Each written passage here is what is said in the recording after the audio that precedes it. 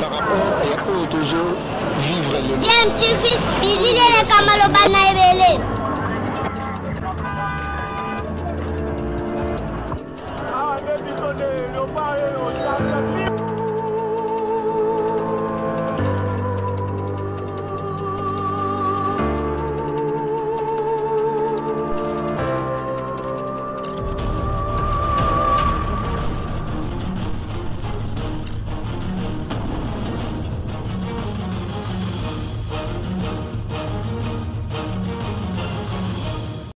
tu veux toujours un enfant. Oui, mais... Il va récupérer les images et les sons.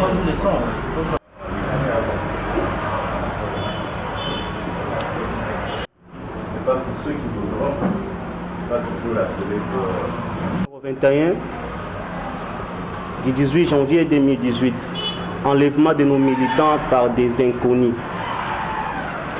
Suivant l'accord dit de Saint-Sylvestre, signé le 31 décembre 2016, sous la modération des évêques de la Conférence épiscopale nationale du Congo, CENCO en sigle, le 31 décembre 2017 a marqué la fin de la prolongation consensuelle du mandat de M. Kabila échu depuis le 19 décembre 2016, conformément à la Constitution.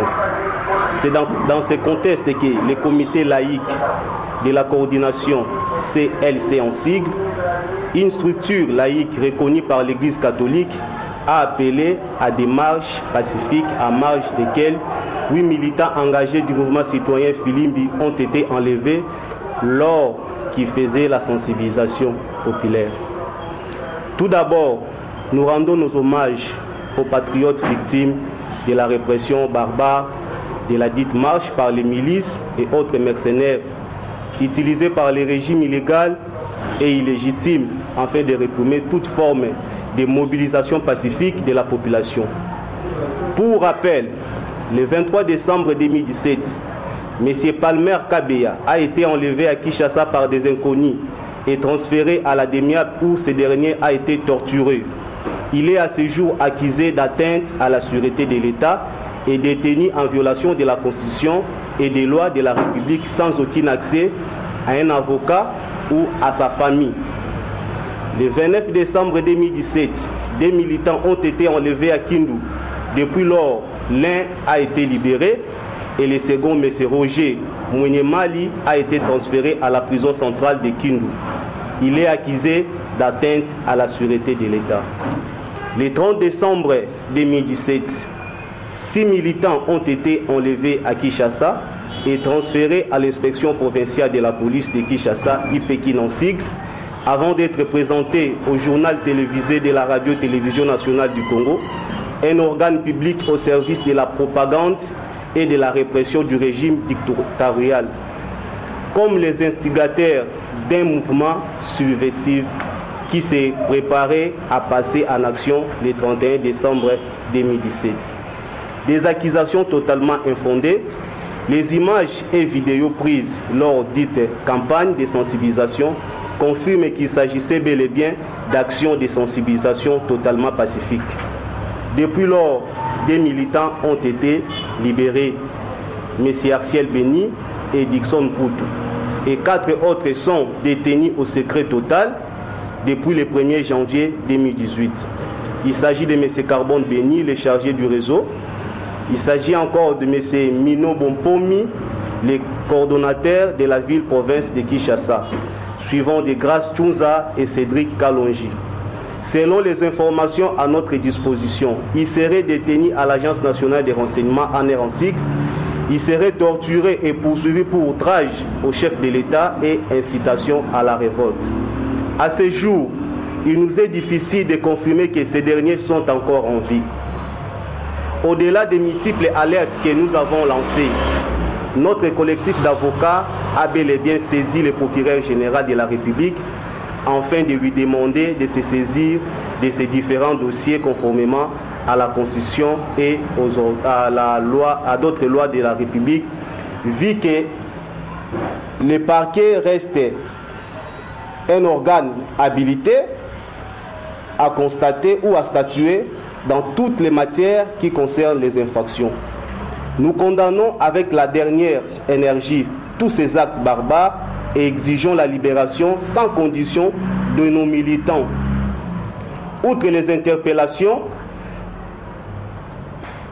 nous interpellons l'opinion nationale et internationale et informons que nous ne céderons en aucun cas face aux intimidations d'un régime illégal.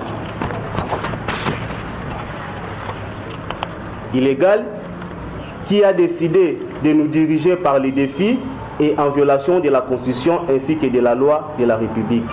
Nous demeurons plus jamais déterminés à poursuivre notre lutte pacifique et juste dans le strict respect des droits qui nous sont acquis en tant que citoyens, parmi lesquels la liberté d'expression et des manifestations.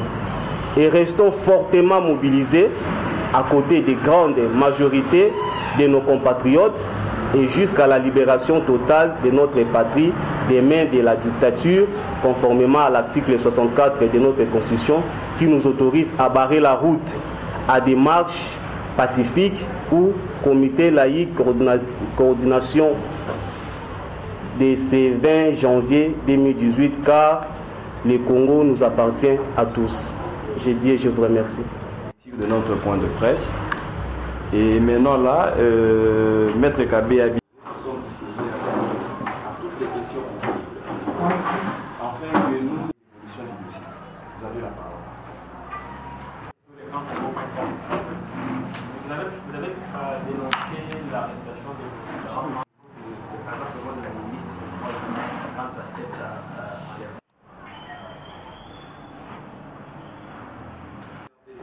le reste, on peut faire sortir les autres et garder les autres. C'est la troisième question. À de savoir quelle démarche avons-nous à mener pour aboutir à des fins favorables, malgré qu'il n'est pas encore palpé du doigt. Mais je peux vous répondre en disant que dès lors que nos militants ont été appréhendés, nous avons eu directement à nous relancer dans l'affaire en tant qu'avocats. On les a assistés pendant qu'ils étaient à l'Ipékin.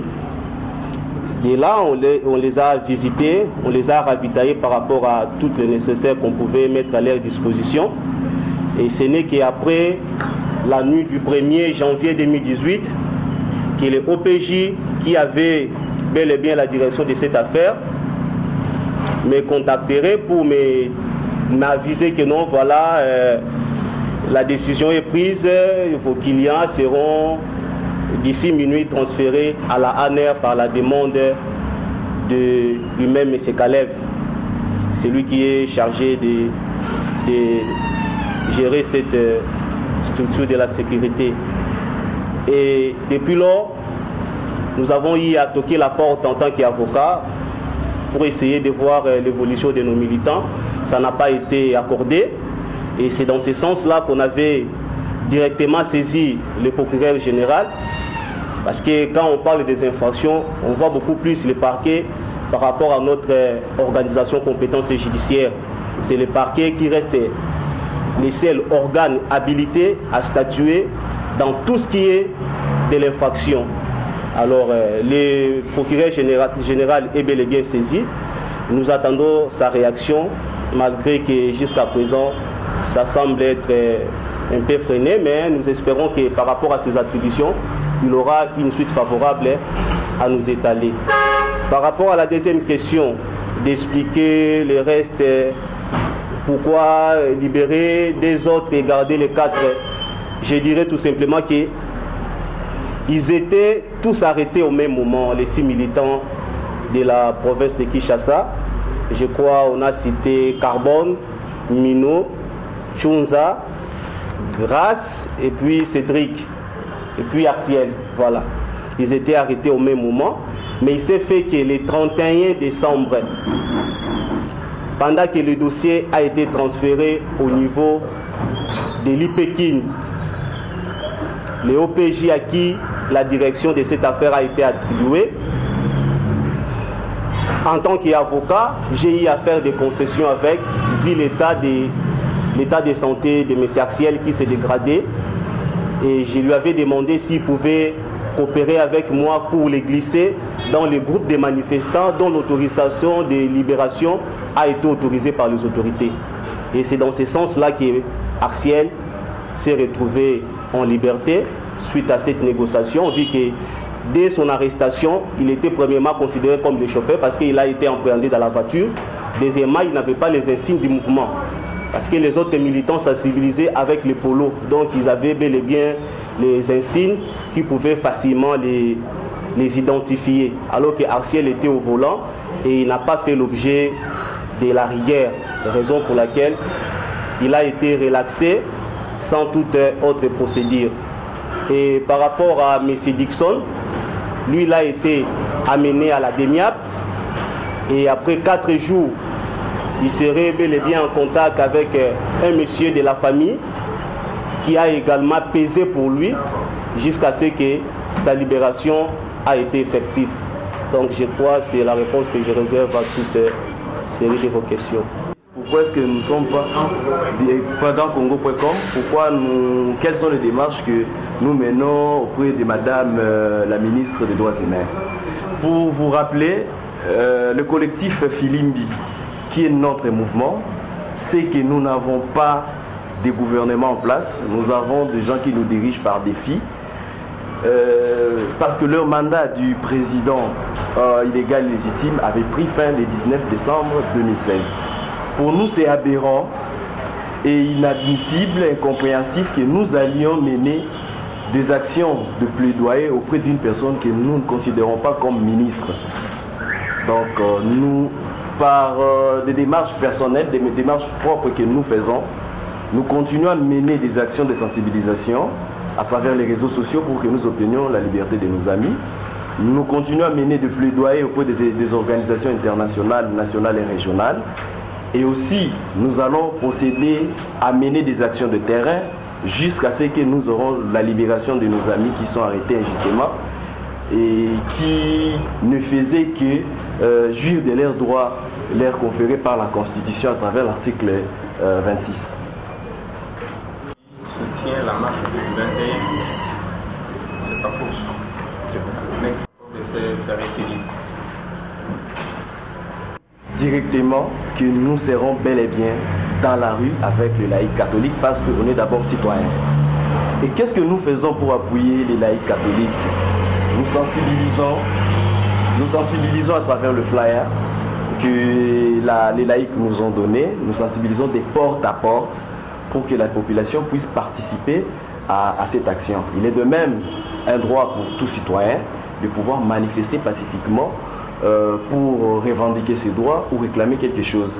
Étant donné que le mandat qu'on a conféré, qu'on a donné au président illégitime et illégal Kabila avait pris fin le 19 décembre 2016 et il est important pour tout Congolais de pouvoir manifester pour faire partir les pouvoirs illégalement et légitimement établis dans notre pays, conformément à l'article 64 de notre Constitution.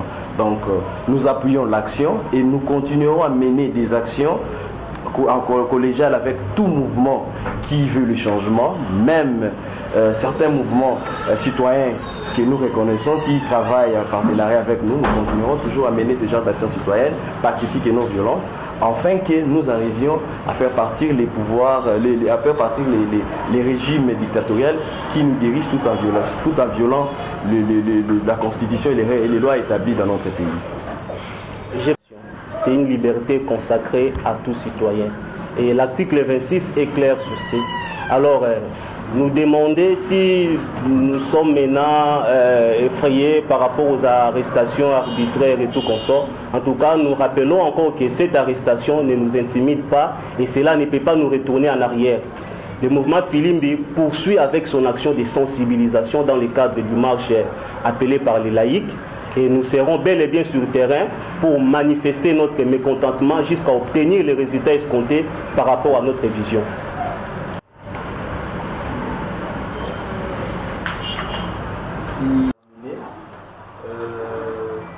Nous invitons les éclaircissements là où on n'a pas pu le faire.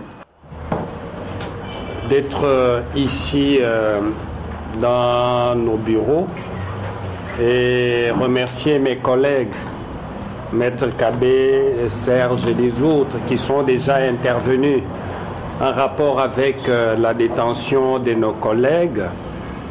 Et je voudrais tout simplement appuyer la déclaration qui a été faite et dire que nous condamnons avec la dernière énergie l'arrestation de nos collègues parce que nous estimons que leur arrestation et détention sont arbitraires et sont faites en violation de la Constitution de la République démocratique du Congo.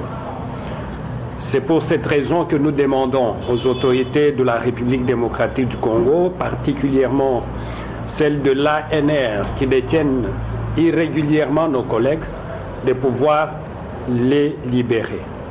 Ce qu'ils sont en train de faire, au lieu de décourager les citoyens et particulièrement les militants du mouvement citoyen Filimbi, c'est au contraire un encouragement, non seulement pour les militants de Filimbi, mais aussi pour tous les autres jeunes qui doivent saisir cette opportunité que la Constitution nous donne de pouvoir exercer nos droits et libertés, parce que nous estimons que le pouvoir, le régime du président Kabila est irrégulièrement établi et qu'en tant que citoyens, nous avons le droit de les contester et de leur demander de partir parce qu'ils ne détiennent plus le pouvoir de manière légitime.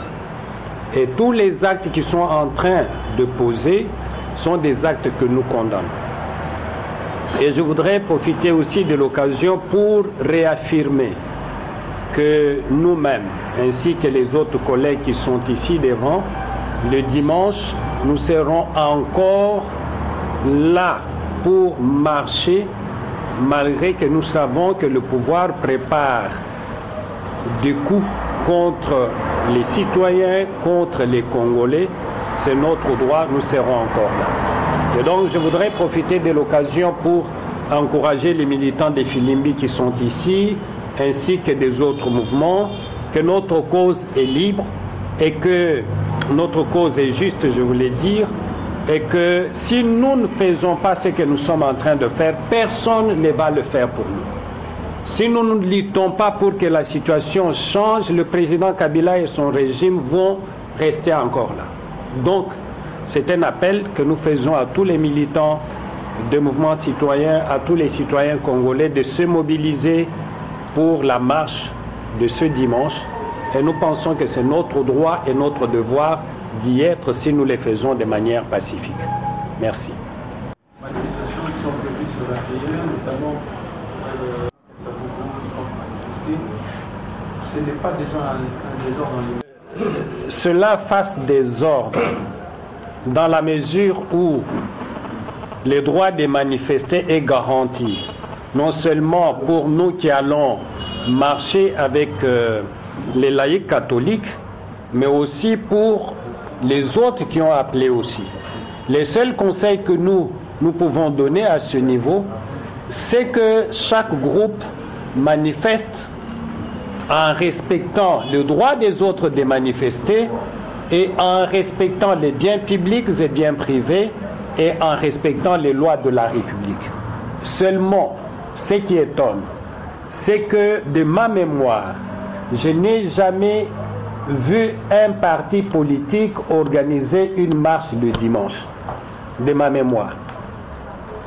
Ça m'étonne que le rassemblement Kasavubu ait choisi d'organiser sa marche le dimanche alors que ce n'est pas dans les traditions des partis politiques.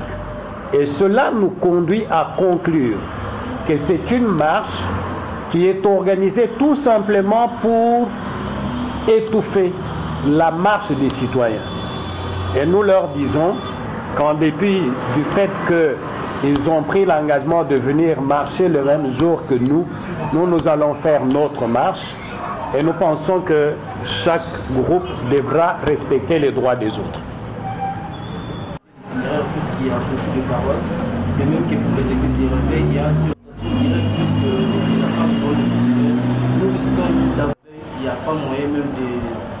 dénombrer ça par rapport à ça.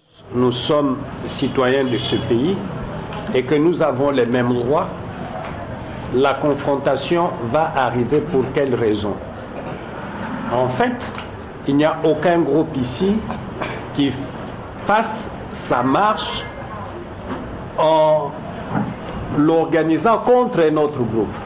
Chaque groupe a un objectif. Vous savez que d'un côté, nous allons marcher pour exiger l'application intégrale, n'est-ce pas, de l'accord du 31 décembre 2016, et de l'autre côté, ils vont marcher pour appuyer les calendriers électoraux. Il n'y a pas de confrontation. Et donc, c'est pour ça que nous estimons qu'il faut demander aux uns et aux autres de respecter les lois de la République. Et vous savez que l'Église catholique, ou disons les laïcs catholiques, qui ne sont pas seuls, il y a beaucoup d'autres citoyens qui n'appartiennent pas ni à l'Église, ni aux églises de réveil, ni aux églises protestantes, ni aux églises catholiques, qui pensent que la cause défendue par le comité des laïcs de coordination est une cause juste, qui vont se joindre. C'est pour ça que notre appel va dans le sens de dire que les uns et les autres respectent les lois de la République. Et donc, pour moi, j'estime qu'il n'y aura pas de problème.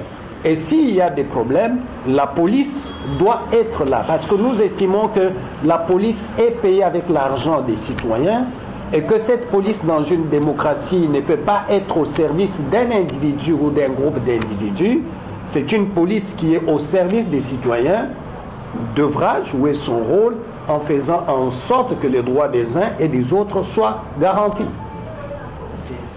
Je voudrais tout simplement vous dire que quand on s'engage pour les pays comme la République démocratique du Congo, où nous avons un régime qui ferme les oreilles à toute revendication, les arrestations sont possibles. Et en allant à cette marche, nous sommes convaincus qu'il y aura certains d'entre nous qui vont être arrêtés. Ça peut être mon collègue, mon frère Kabé, ça peut être moi, mais nous sommes convaincus que quand on travaille, on s'engage comme citoyen dans un pays comme la République démocratique du Congo, il est important d'intégrer la mention ou la dimension arrestation, la dimension prison dans sa tête. Parce que c'est inévitable. Si nous avons peur de la prison, ça veut dire en d'autres termes que nous n'allons pas revendiquer nos droits. Tout ce que nous demandons aux autorités, il n'y a pas d'autorité dans ce pays qui ne soit pas soumise à la loi de la République. Et même celles qui violent la loi de la République, si elles ne rendent pas compte aujourd'hui, nous sommes convaincus qu'elles rendront des comptes un jour ou un autre. Parce que le régime du président Kabila, ce n'est pas un régime éternel. Ce régime, s'il ne prend pas fin cette année, il prendra fin un autre jour. Et donc, nous demandons aux uns aux autres de pouvoir respecter les lois de la République. Nous demandons aux uns et aux autres d'arrêter les gens qui, dans la mesure où ils violent les lois de la République.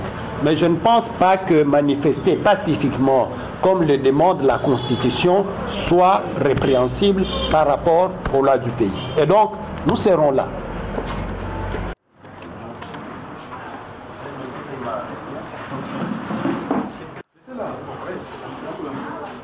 Bon, chers amis, là-bas, dans les fonds.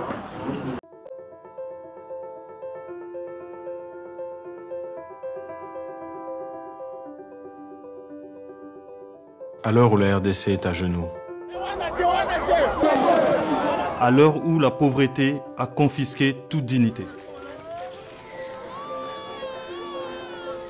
À l'heure où on pille, tue et viole tous les jours en toute impunité. Well, we've seen similar scenes all around the city.